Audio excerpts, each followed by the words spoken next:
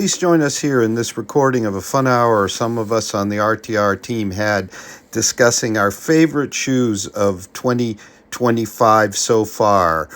Here's a list of the shoes we're going to cover today, and you'll find timestamp links to each contributor in the description.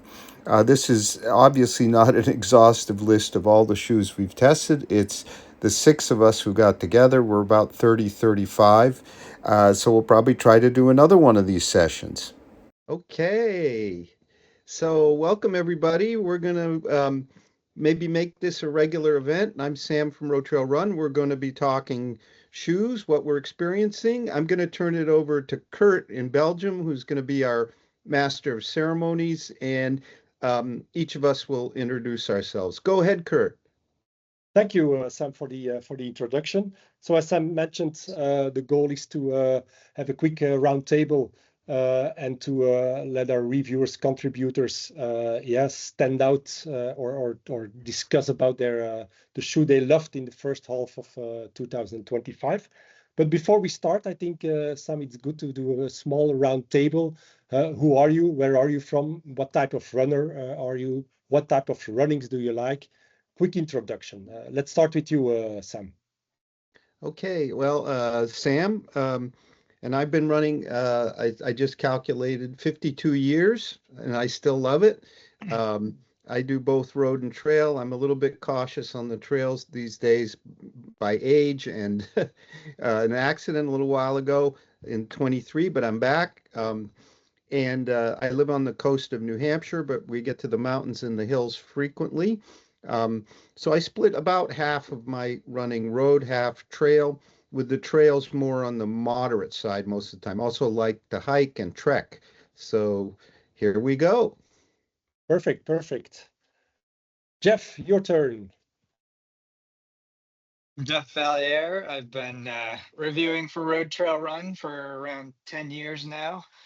I'm from New Hampshire originally, but didn't know Sam back then. But now I live in Colorado near Boulder. Mostly trail running for me.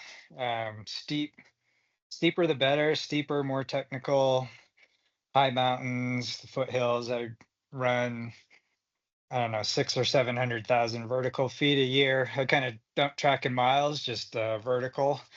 I dabble in a little bit of road running, local 10K Boulder every year, things like that. But yeah, technical trail running's my focus. I race not too often, but oftentimes usually the Pikes Peak Marathon is my main race. Some other little local trail races when I can, but it's mostly just putting together my own PR attempts for local FKTs on different peaks and Strava segments and things like that. Less and less as I get older. I'm 53 now, but still try to throw down with the younger guys. So chasing comps. Yeah, we are almost the same age, Jeff. We won't give up. Okay. Nice. Yeah. Courtney, tell us a little bit more about yourself, please. Yeah, I'm Courtney Kelly. I am from Massachusetts, so not far from Sam. I've been a runner for a long time. I was a college lacrosse player, and so kind of found running through that. And as I graduated, I wanted to keep up my athleticism. So I really became more competitive. More recently, I joined a club locally and have just been road racing a lot in the past, I would say 5 years, have really picked it up a bit more. So I'm 38, so kind of falling into this a little later, but it's been really fun, and I just love shoes. Still ages of time to pick up the miles, Courtney. If you look around you. Yeah. Nice. Thank you. Adam, let's please introduce yourself. Hey guys, so I'm Adam Glick. I'm also originally from New Hampshire, and I was formerly, I'd say, a semi-professional cross-country skier. So loved all my VO2 max and endurance workouts, all of the hills, I did a lot of mountain running and trail running in the White Mountains of New Hampshire. And since then, I now work as a mechanical engineer, which is part of where my my love of shoes comes from, and the technology that goes into them, especially with the fun foams and plates and latest iterations in technology.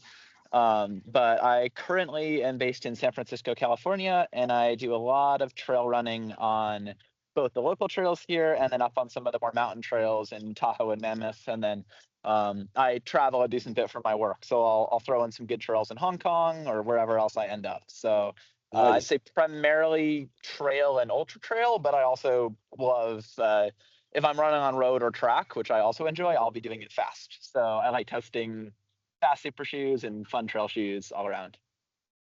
Nice, nice, nice. And a nice city run in Hong Kong. Whoa. All right, nice.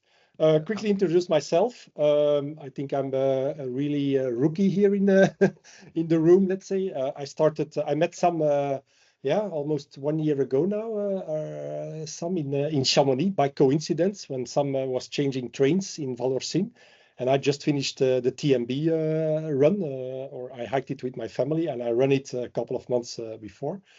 And then things went very fast, and look now, I'm a reviewer at a big American gear and running website, which is really nice. I'm just an average runner. Yeah, that's what I also told to Sam in the beginning. I said I'm not a top athlete, but I'm a passionate runner. My background lies in long distance triathlon, so did some Ironmans a long time ago, and now. Mostly I run on roads because I'm forced to. Unfortunately, we don't have the nature that some of you have in your place. But I try to hit the trails when I go to the south of Belgium. I live in Belgium. On regular times, I go to outside of Belgium to other countries to run a UTMB race or a nice hike in the Lake District in the UK.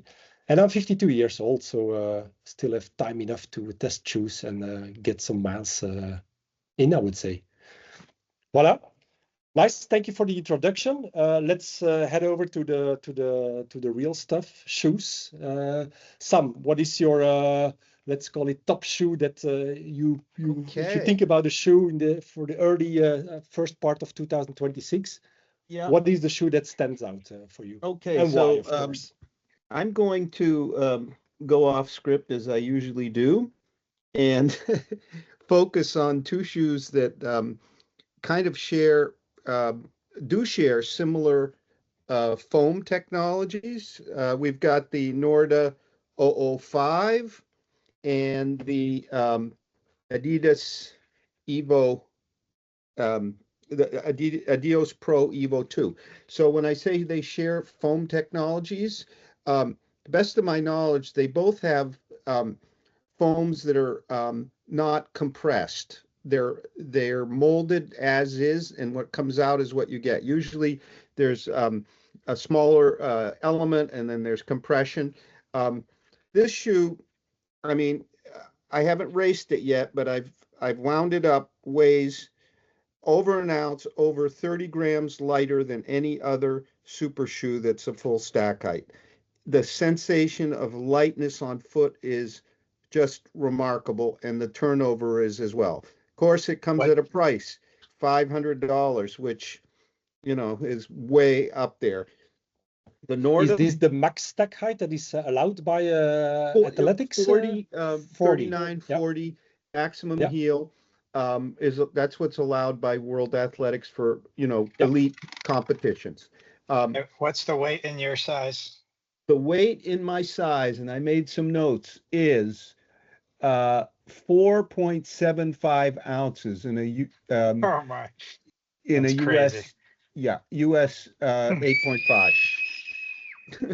So, and then over here, and that's because of the foam, right? And of course, this incredible upper, but the foam, That's insane. right? Okay. Then the other one is the Norda 005, and it too, if you will, for its stack height, takes the prize for lightweight. But it gets there a little bit differently, maybe.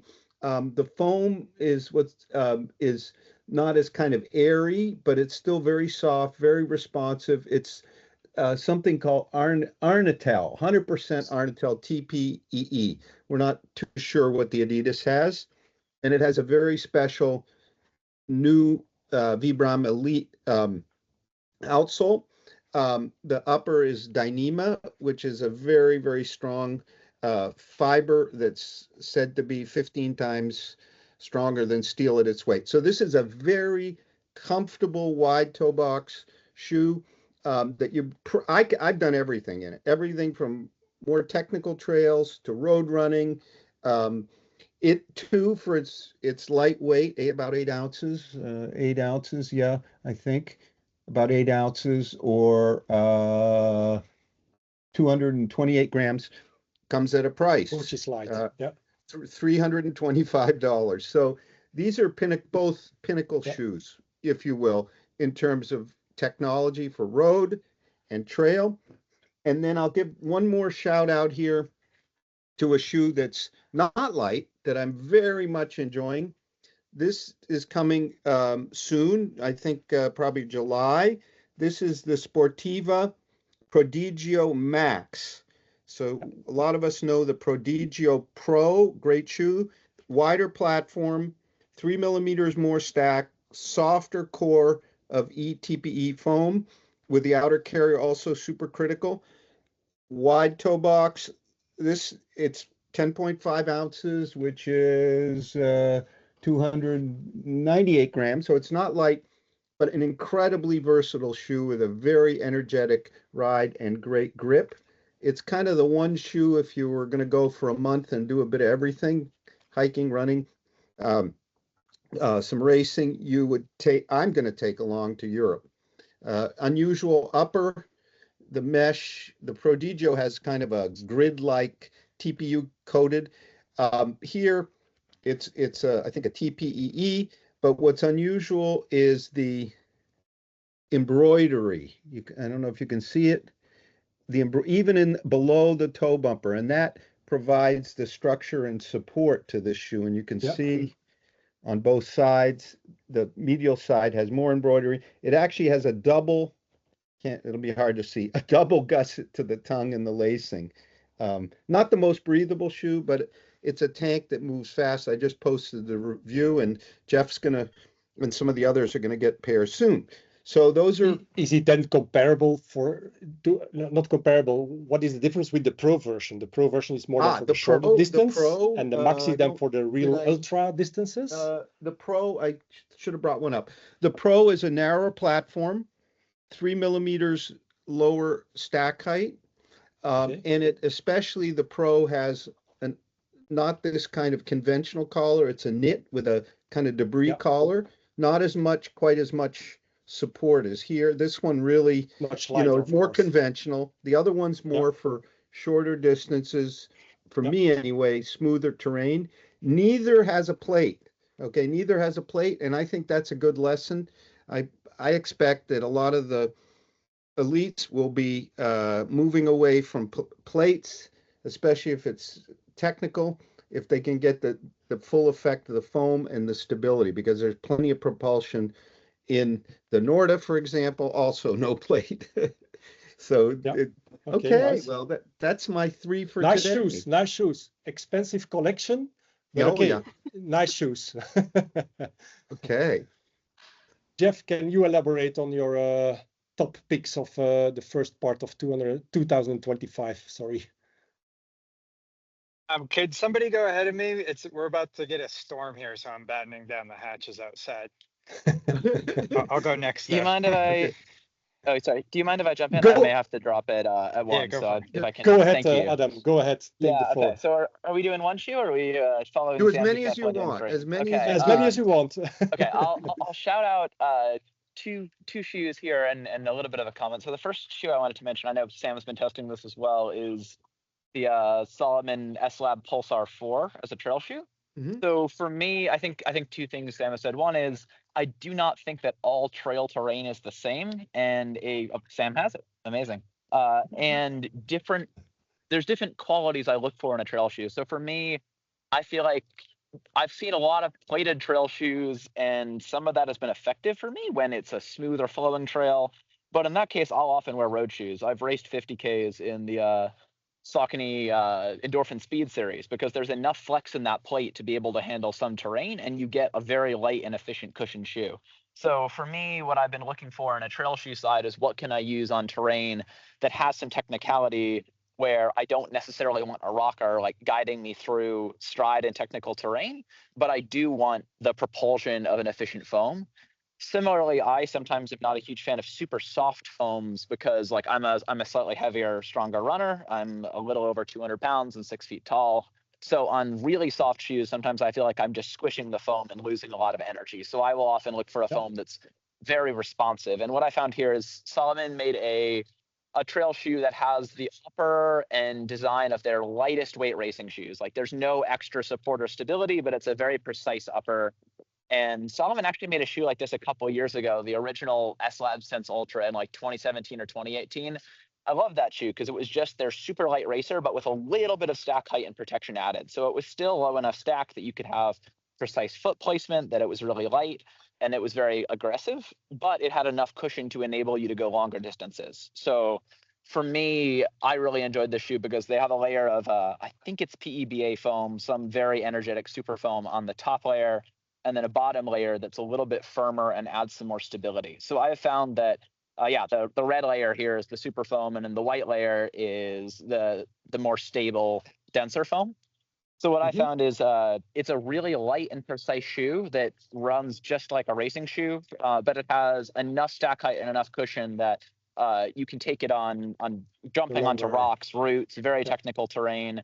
And yet, like if you find like a road section in between, that cushioning is efficient enough. It feels like it absorbs the vibration and rebounds. Like the more force you put into it, the faster it will go. So like I've ran sub-7 pace on trails, sub-6 on descents, and it flies, and yet is still really precise. So I think for me, it will probably be my go-to short distance or generally just fun racing and trail shoe. But I'm excited to see more super foams come to the trails with enough density that they aren't squishy and uncontrolled paired with good uppers. So that Norda sounds like a lot of fun, but I think in similar veins, unplated shoes, but that use the best of upper technology and foam technology is like what I think will be really effective in trails going forward. The two other shoes I wanted to shout out quickly, one is the Brooks Glycerin Max. And I did not think I would like this shoe because it's not the latest and most innovative foam. It's not very light, and it isn't like a plated trainer. It's just a slightly like a super high stack height, like very cushy shoe. And initially I was like, this is really comfortable to walk around in and to wear. Like it just feels plush. But I think similarly, it has a little bit of a rocker from the shape of the sole. Actually, let's see, I'm wearing these today. And it also has, as a result of that, like it'll gently rock you through a stride, and it's a firmer foam with quite a bit of rebound. So I found just as like an average shoe to walk around in, but then to start running in at everything other than really fast paces, I found it to be responsive and incredibly comfortable. So just in I'm sore, easy day, even going into long run, it's still efficient enough that I really enjoy running in it. And then I'll quickly shout out a third shoe that I have only test ran a few times because my calves can't handle more than that, which is the Nike Streakfly 2, which is shockingly light. Like I took out the cardboard insert from the shoe, and I think that was half the weight of it. It is basically I think it's built on the last of the Dragonfly track spike, just without the spikes in it.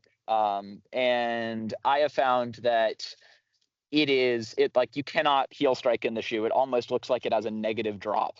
And yet if you're up on your toes, you're running quickly and efficiently, you notice the lack of weight and the responsiveness to a degree, even over something like a Vaporfly that might feel like sloppy around the corners of a track or under hard acceleration. So for me, I think it's a very purpose-built shoe, and I'm not sure I would necessarily choose it over something like a Metaspeed Sky for a 5K because I'm not sure my calves could take purely 4-foot running for 5K, but in terms of a shoe for 400s, 800s miles, like it's very fast. And I've ran some PRs and shorter distances in it, and I expect if I were racing a mile, it's the shoe I'd pick up today. So 3 very different shoes and personalities, and I will yield the floor back to our other shoe fans.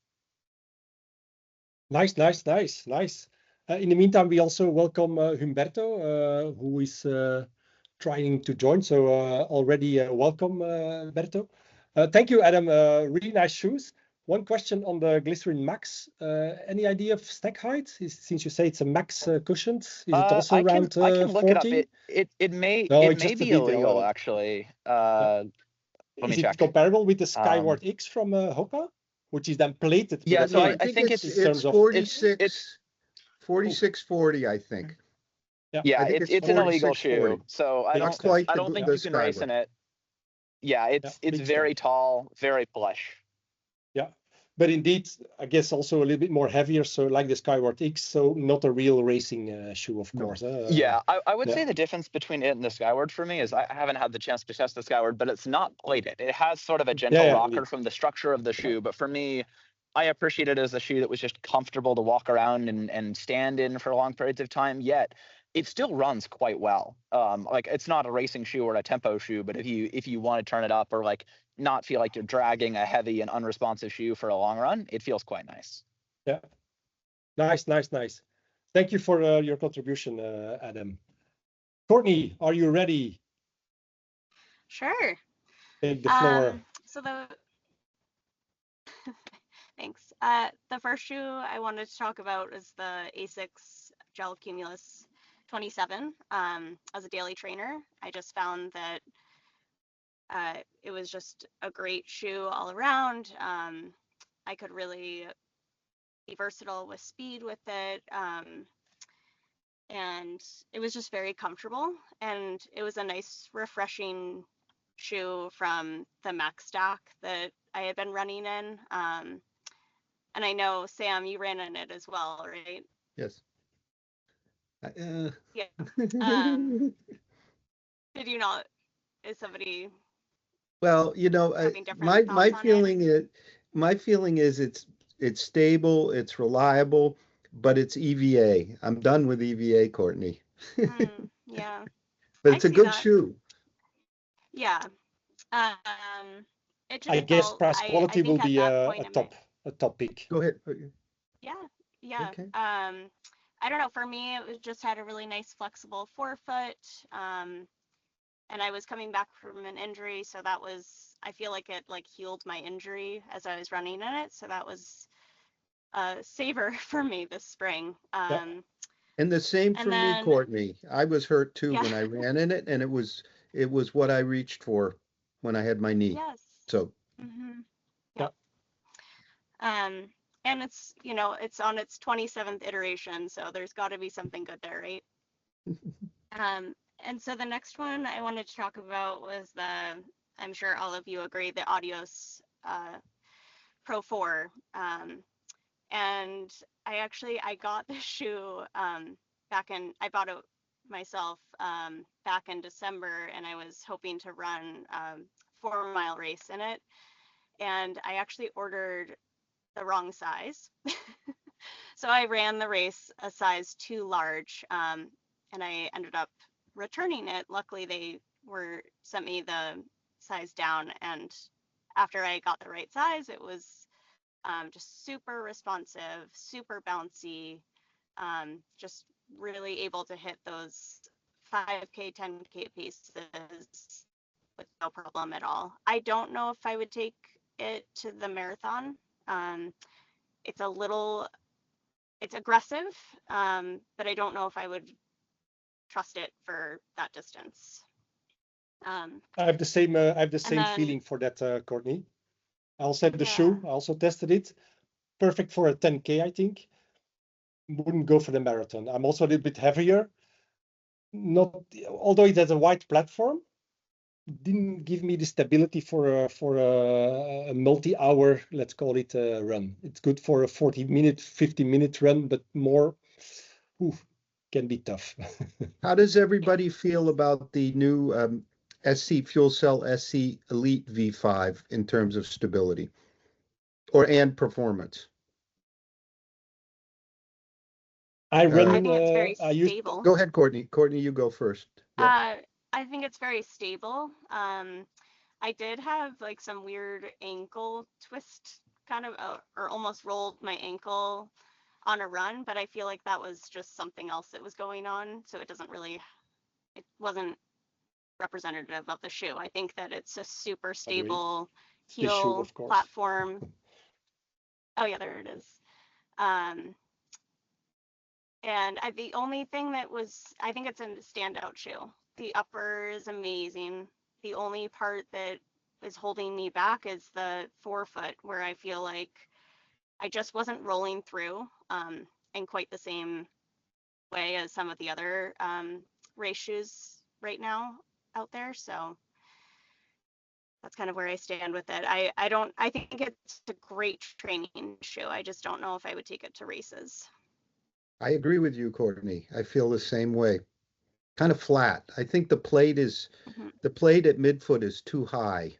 It gives the rear stability, but it's so high at midfoot that there's no roll into the softer foam up front. It's delayed, or you got to be bouncing straight up and down sort of to make it work. Yeah. What about you, Kurt? I ran in them yesterday for the first time because I was facing some early chin splint injury, but not it didn't come true. So I had just to be careful. So yesterday first a little bit did some interval strides, really big up tempo, going to the 4 minutes per kilometer. And like you said, Sam, I think you need to, when you hit the ground, you immediately have to push away. You only minimal ground contact. Yeah. And then I think for me, it gave me a lot of energy. I would take this shoe to a marathon.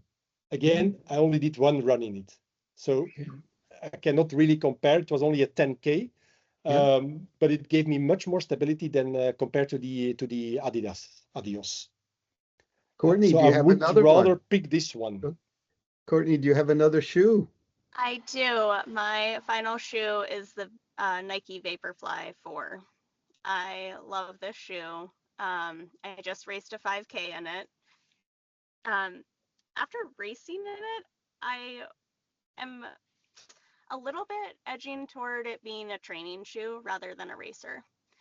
And the reason why is especially like a longer distance. Like I have a 10K on Sunday and I will not run in that because my arch gets irritated. I think there's just less through that midfoot. I have a bit of like pronation, a little over pronator.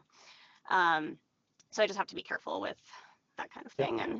And the Pro 4 is actually similar, where the arch, that cutout, can kind of collapse. I collapse in a little bit more there. So it's really narrow under choosing shoes.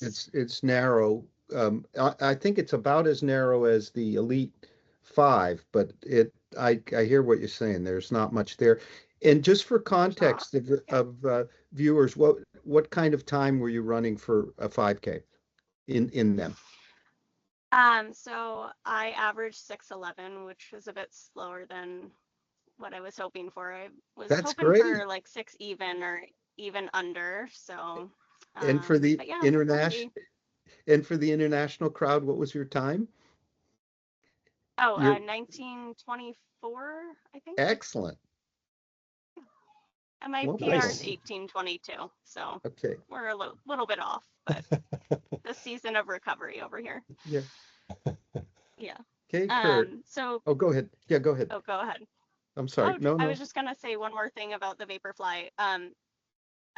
Again, it's one of those shoes where it seems to be the trend for me this season, where like I'm wanting things that are a little bit lower stack and like a little bit more ground feel. And so the Vaporfly 4, they've put a little less foam in there, and it just feels very agile. And I can hit those top speeds really easily because it's so light.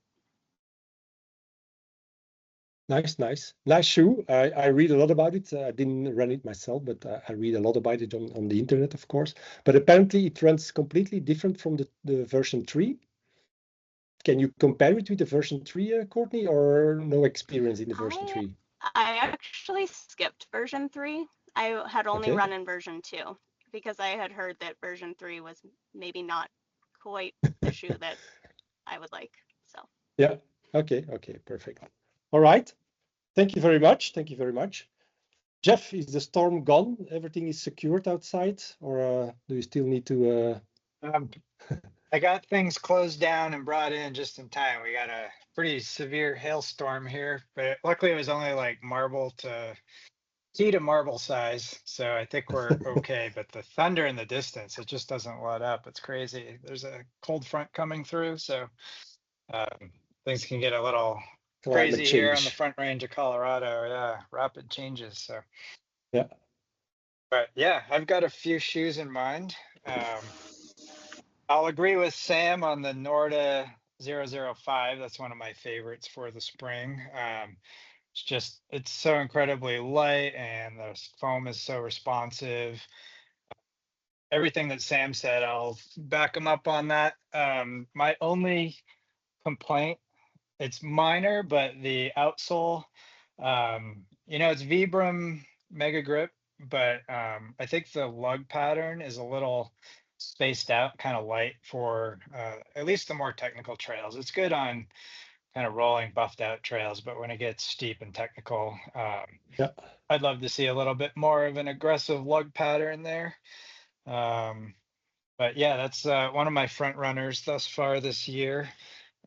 Another one is the VJ Ultra 3, which is hard to see here with the background filter, but Yeah. Now but we yeah, see the it. Now we see VJ, it. Nice green color. yeah, the VJ has been one of my favorite brands for a while. They really focus on off-road capabilities and grip. They say best grip on the planet, and they're not kidding about that. I think it's even a step up from La Sportiva, which is certainly near the top for most people. The Ultra 3, I think, strikes an amazing balance between lightweight, technical abilities, and enough cushion to go ultra distance. I think for me, maybe 50 miles would be appropriate, but some might find it better, be able to go longer than that. But yeah, there's just plenty of cushion. It's super fast, super responsive. It's not quite as light as the Norda 005, but I think it's a better, like, just all around varied trail shoe for the mountains and tough terrain. More versatile, I think. It can just go just about as fast on, with more protection and traction. I think it's, faster on a wider variety of terrain than the What is the Norda. price tag, Jeff? That shoe? I'd Any have to double idea? check. I don't recall. I think it's under $200 though.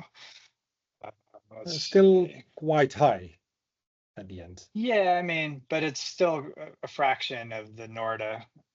Yeah. I mean, I think yeah, the Norda indeed. is worth it if it's within your budget, but Let's see. definitely I see Yeah. $190, or it was yeah, $190, yeah, and 190.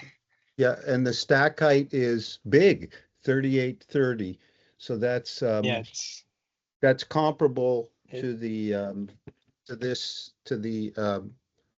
this La Sportiva, but La as Jeff Sportiva says, Max. it's about 0.8 ounces, or 20 or plus grams lighter. Either. Yeah. Okay. Yeah. Nice. yeah, Okay. so that's one of my top ones for going fast. It's a little bit tall for like the most technical terrain, but it still does pretty well. And even just something more than moderate technical terrain, you can go just full speed through it. So yeah, that one's one of my favorites. Just so much cushion protection. They're fast, they're light, and the foothold.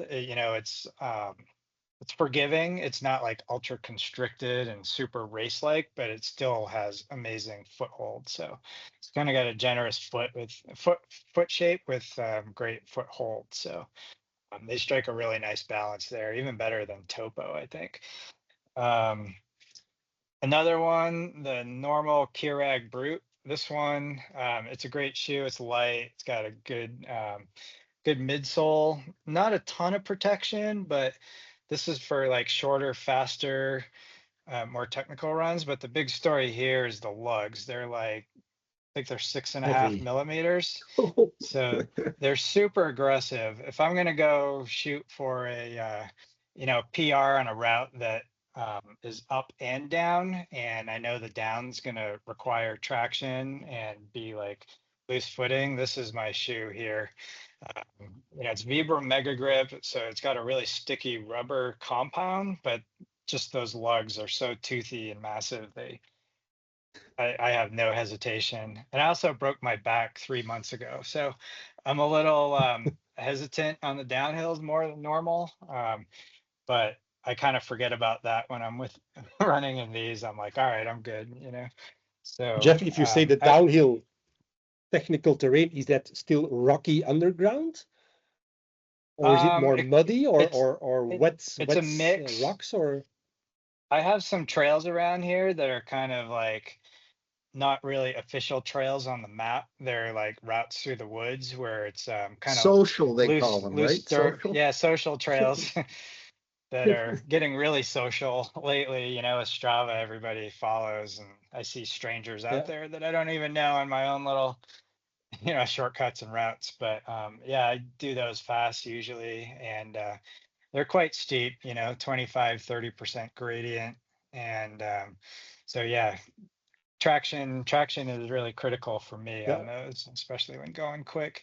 And it was actually the Norda that I was wearing when I actually broke my back, so I haven't run in these since.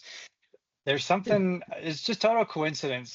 2 years ago I fell wearing the Norda, I think it was the 002, and really banged up my knee. So I don't know what it is about Norda. I got some bad luck there, but it's not your lucky brand. I really like them though. Yeah, I got to get back on the horse with the Norda, but it's not the fault of the shoe. I was on some ice, and I should have put on metal traction, some spikes, but they were safely stored in my pack, so those weren't injured. I guess a fourth mention would be the Prodigio Pro. It's just a really great all-around shoe. They're not the best going really fast in technical terrain. They're a little bit tall, kind of tippy, but it's manageable.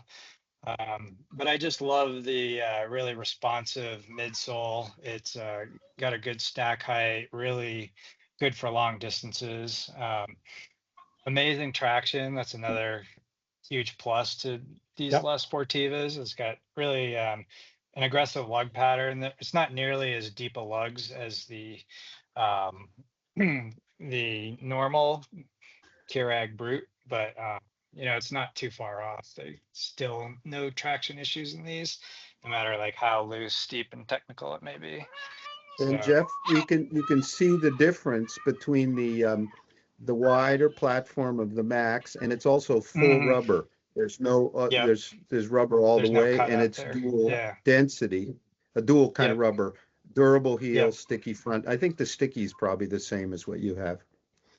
So this is definitely a more stable shoe. Not as fast, but stable.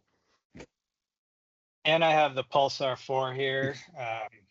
All the things that Adam said, I won't reiterate. I'm not as big or powerful as a runner as Adam. I'm 145 pounds, but I've really been enjoying this shoe lately too. It's not the lightest out there, but it's a really good, just kind of all around fast trail running shoe. Great cushion, great flexibility, but yet great protection as well underfoot. My only complaint would be the lugs. They're kind of shallow, and the compound is not nearly as sticky as what I would hope, like comparing to Sportiva or the normals. But outside of wet terrain or the loosest terrain, it does pretty well. But yeah, that's another favorite on the trail side. So sorry, that was 5. But It's like, no problem. Yeah, I can tell that Jeff runs some trails. Yeah, I would say I know previously Salomon has done soft ground versions of their Pulsar and Sense, like super light racing shoes, and I know they went away with that with the 3rd generation, but I'm wondering, like, even with the Kjerag and Kjerag Brut, is there a place for giving runners the option of like a slightly heavier but grippier, more aggressive outsole for soft ground or ice or snow conditions, or like a lighter, faster. Like if you're running Zinal, you probably don't need those lugs, and the extra weight Right. is a real limitation. So I do wonder if it's good for brands to offer that choice. I'd love a soft ground option. If they could just slap a outsole from the Kjerag Brut, that would be a dream shoe. So, And I but there's a think they Kjerag went, Brut, which has that outsole and is a lot lighter. So I think they it's not went as Yeah. down protective, though. in outsole from 4 to 3.5 for the 4. So maybe Yeah, they it looks might like it. consider going back up a bit. That would add to weight because Yeah. rubber's the heaviest thing in a shoe. I would just Yeah. add that I'm guessing that. I- Yeah. for me, this I think shoe, they could. I ran up Mount Keep going. Washington in it on Saturday. It was fantastic. And we had to run down because the race was called at halfway. So for me, this shoe combines kind of the heel area, if you will, stability of an ultra shoe and the cushioning Mhm. also with Yeah. the agility of a kind of do any kind of technical trail front of the shoe, traction Yep. aside. It's kind of really interesting. You can see the wing here, the stability active chassis. This is a very stable rear Yeah. of the shoe, but we've got all this agility and the nice upper that's precise. It holds you well, but very comfortable. It's really a superb upper. That's a big highlight for me, the upper. One thing I'll say about the upper, I don't know if you've found this to be the case. It feels pretty tall here, and like I think it's taking me a little bit of break-in period. I've only have 2 runs in them so far, Yep. but they are starting to break in, but it feels a little bit tall and stiff here up at the top. Yeah, the tongue Like is that could very, be, it's not firm, but it's high and yeah, quite substantial. And then, of course, you've got the wing there that may contribute to that potentially. yeah. Lateral So Everything's stability. pretty Yeah. high. You're right. It's I very think high. it's taken a little bit of break in. It is very Yep. substantial, but on the plus side, it does really hold your foot in really well. Yeah. It's very secure. Yeah. So I do like that. Nice, Cool. nice shoe. Kurt. Also from looking the red color. Oh, I They're like flashy, the Salomons, yeah. honestly. Yeah. flashy. They Very scream nice business indeed. when you're out there on the trail. You better be on top of your game. No Okay. posers with that shoe. Yeah. Nice. I will add mine. I look a little bit at the time, so I will only elaborate on one shoe. And may I call it the big brother of the Pulsar? It's the Genesis S-Lab. I used it in my UTMB race in Tenerife, which is a very specific trail. One, the surface is lava stone, so it's quite sharp and very small rocks, let's say. It's not rock, it's really small stones, let's say. So it's a very specific terrain. And secondly, the trail was it was quite easy. It's 40 or 30 kilometers up and 40 down. Yeah, but not like this. It's just 30 up and 40 down. So this means at one point you're running 40 kilometers in one stretch downhill, which is kind of specific, let's say, in terms of shoe decision. So of course I consulted Sam to ask his advice on what type of shoe should I take. I took the Genesis. Why? Very light, 265 grams for a US 10 Euro 44 size, which is quite big.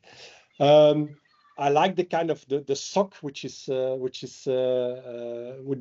they put inside the gaiter, yeah, which was for me important to not get the little rocks into the shoe during the race.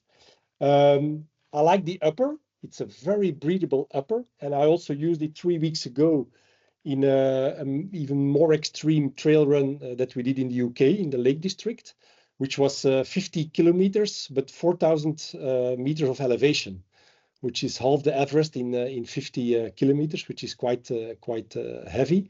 And we had really tough weather. The weather was apocalyptic, rain from minute 1 till after 12 hours. And the shoe performed really well because of the upper, in my opinion. The upper is very light, very breathable. So after 1 minute, my feet were soaking wet, but I didn't have any blister or any little friction in my foot. And I think it's due to the upper and the sock that is really put inside. And the last thing that I like, or no, maybe two things, is the enforcement here on the side, which gives you quite a lot of protection and stability in the heel part. Which for me, if I look at my feet when running on steep terrain and terrain that is not really flat, you can have a trail which is quite flat, but if you're running on the side of a mountain, your foot is always twisted a little bit. Well, these things give you quite a lot of support in the ankle zone. That's what I discovered. And then the lacing system. I like this type of lacing system. Okay, I agree. You have people that really prefer to have a little bit more pressure on the forefoot and not more towards the ankle or in the middle. For me, it's equal all over the place of my foot. So for me, then the lacing system is really a really nice thing to add. And then, of course, the cushioning. Yeah, it's for a long trail. I think the Pulsar 4 is more for the, between brackets, shorter distances. Like for me, the Genesis slab is really for the more going to the ultra trails, 50K and above. So for me, this is my go-to trail running shoe. I'm not going to elaborate on this one. It's already been spoken a lot, but probably this will be my race shoe for the second part of 2025, if I'm again up to speed. Like it very much. Much better outer sole than the Adios, because the Adios you cannot use it in wet conditions. I think this one didn't try it, but I think you can use this one in also wet conditions. So if you have a wet condition race, I think the Elite will do his job. So these are my two picks. Wonderful. Maybe we hear from Nice. Umberto. Beto, better known as Beto. You there, Beto? Yes, I'm here, Sam. Let me just turn on the camera. I'm set going. Beto is in Mexico on the border near Brownsville. I don't know where he is right now, but somewhere in that area. Yeah, right now I'm here in Matamoros, on the border side to Brownsville, Texas. Okay. I'm always between Monterrey, Matamoros, Brownsville, McAllen, San Antonio, then back.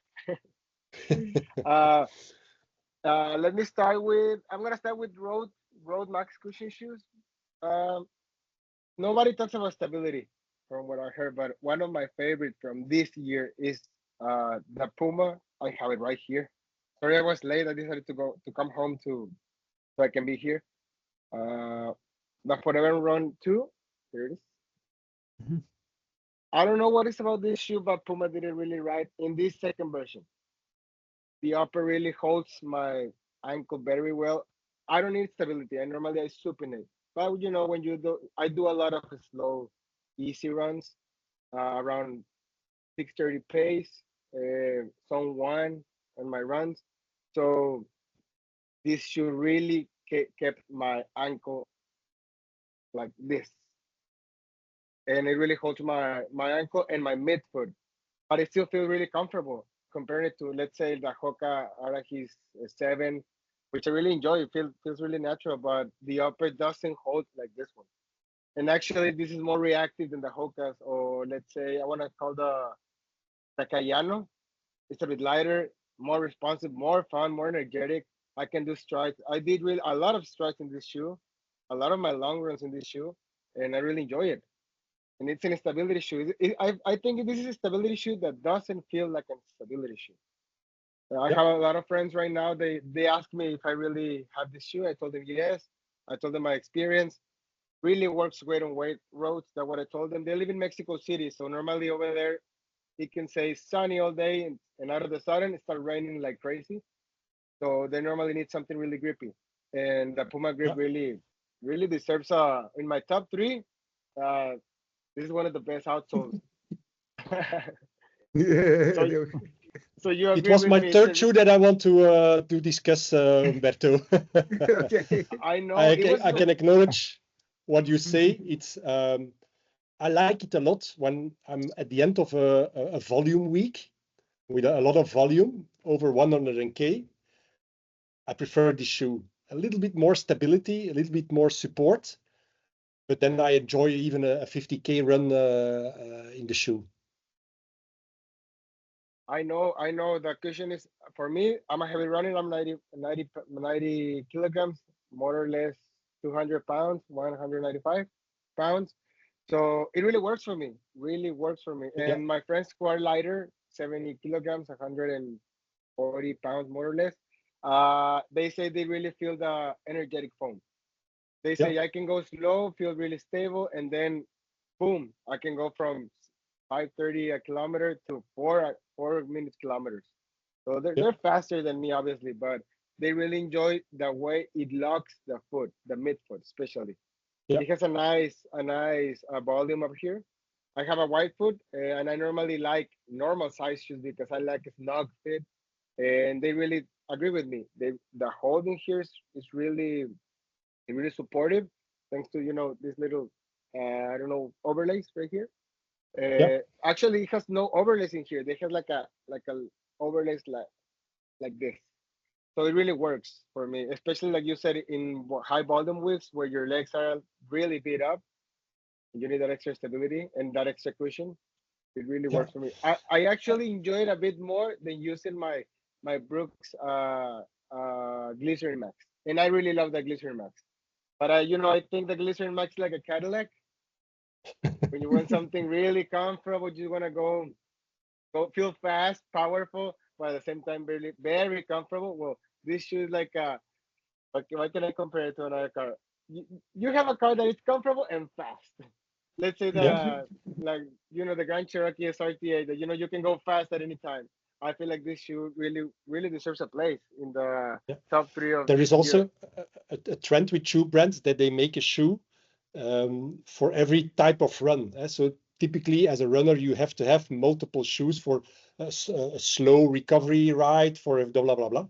I think if you have a friend that asks, I only have the budget for one shoe, and it must be a very versatile shoe and very adaptive, this would be my go-to pick, honestly.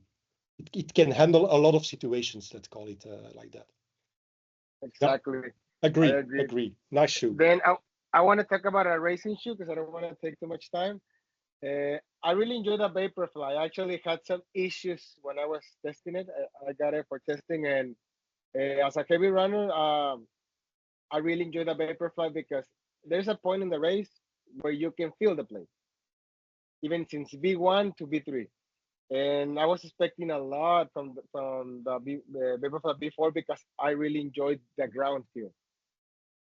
I love high stack shoes because it's the new normal, but I really like lower stack shoes. So I really enjoy the Vaporfly that is a bit lower to the ground. It reminded me a bit of the 4%, but less softer because I really miss that upper, that first upper that when you do this transition on the lateral side, I really love that from the 4%.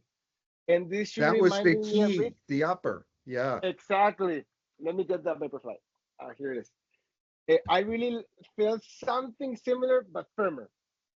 Way firmer in here. I think the upper it's okay. It's much better than the Vaporfly 3. So much better. I didn't like that mid upper with a lot of holes in it, but this one felt really good. Felt like a training shoe, but if you wanna, compare it to the new, let's say, the SLE V5, the Adios Pro 4, I think if you're a really light runner and you do short distances, the Vaporfly is there. Because I was comparing to the Streakfly 2, which is an amazing shoe, by the way. And I can say the Streakfly can go from 5K to 10K if you really have the technique as a faster runner. Not me, but for example, I did faster 5Ks in this shoe in 10Ks. It really worked for me, not as much as some other shoes. I can take it to the half marathon, no issue. For the marathon, I don't think so. I think it will beat up my legs. But I really love the ground feel, so I have strong legs, so I can go with it. When I was 100 kilograms, I run in the Boston takes a full marathon. So my feet can really handle the beat ups. But I think the Vaporfly 4, it's a shoe that not a lot of runners can agree it's like the B1 or B2. But I think it has its niche. It's gonna be for those faster short races, for those masses that need something when you're going slow that you can have a smooth transition. But it reminded me of the 4% just a bit, but I missed that up. I don't know why they don't bring that upper again in this new Version.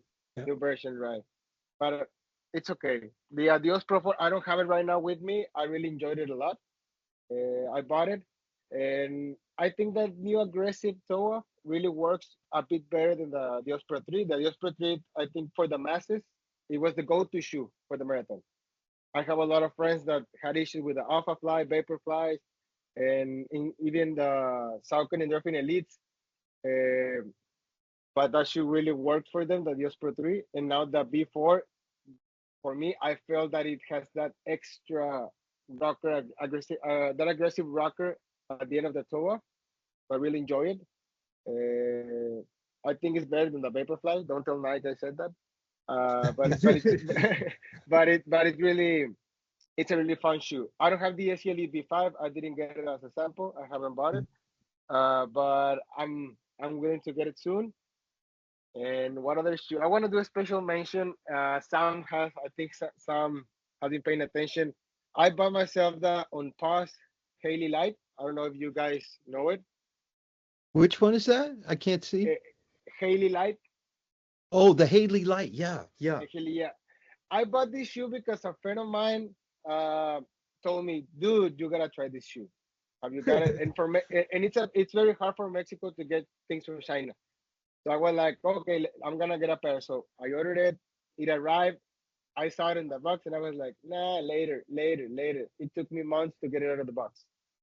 As soon as I got this thing out of the box, I was like, what the hell was wrong with me? Why haven't you used this thing earlier? Well, it's been a long time since I broke 20 minutes on a 5K. This shoe. I tried the same course with a Vaporfly. Completely fail. I tried it with Endorphin Elite. I almost broke 20 in the same course, same race, same weather conditions. I used it again, broke 20 again. So there's here in Matamoros, there's a 10K. There's a limit of 10Ks here in Matamoros, not many. There's one that we do a lot of highways. It's 10 highways during the 10K. But 9, I have to be exactly 9 highways. So a lot of elevation gain. I did 41 minutes in this shoe. So I was like, it really works for me. I really feel like this shoe can beat up even the Vaporfly too. Which in that course I did 41 minutes. It's a shoe that the midsole, I can compare it to the, if you're a fan of the Endorphin Elite, more or less, how stable it is, how aggressive it is. I feel like that midsole feels a little bit more responsive than even the Endorphin Elite. And is it the plated shoe, Humberto? Yeah. What? Is it the version 1 shoe? Endorphin Elite, not 2? No, version 1? The version 1. If I compare it to the Endorphin Elite version 2, because I went to buy it, but there was no on my size. Yeah. And I didn't get a sample. Softer. It's much softer, yeah. Well, I can compare maybe to the 2, but it's not as soft. This thing feels a little bit denser. So when I hit my forefoot, I can feel the cushion and then the bounce. But the plate. Oh, but it's got really some flex. Plate. Yeah, that flex is the magic. Is there a plate? There's a plate? Yeah, there's a plate right here. I don't know if you can see it. So it's a lot like the X Steps.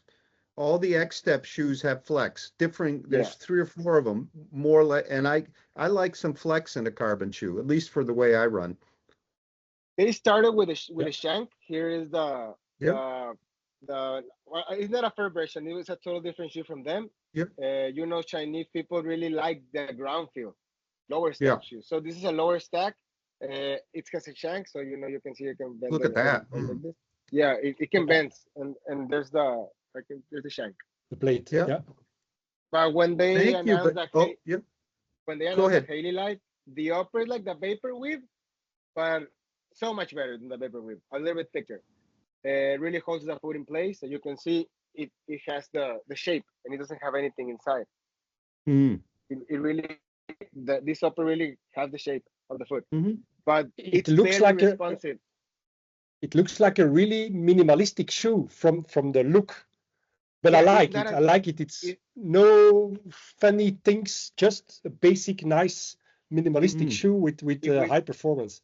If we compare the as you can see, they're almost identical. It's not as high as the 40 millimeters. I don't remember the exact height, but it's lower. You can really have that ground feel, but still be protected on longer distances. So I want to give a special mention to this shoe. I think it was from last year, if I can recall. I think Derek Lee did a review on this shoe. Derek, we do have a review. Derek Lee did do a review of it. Yep. Yeah, he was one of the few that got a sample direct from China. So I read the review and I got intrigued. A friend of mine recommended me, so I bought it. If you're a fast marathon runner, get this shoe. It's not as expensive as a super shoe, but it's really worth it. It's the first shoe from China that I can say, that shoe is fast. It can really be against the big brands. Yeah. Nice collection, Humberto. Wow. Nice collection. How many shoes did we cover today? At least 30. We're going to have to make a list, Kurt. Yeah, I didn't draw lines. Everybody, fantastic. Wow. Yeah. And the times are different everywhere. Everybody's on a bit of a different time, but I want to thank everybody for joining the call. Let's do it again. This was fun. And what we're going to do, you can, Kurt, so I want to also thank all of our viewers. We're going to have links to where you can find reviews of all these shoes. Most of them have already been reviewed. And have a great run, everybody. And thank you for joining us. Thank you. Thank you. Thanks. See you later.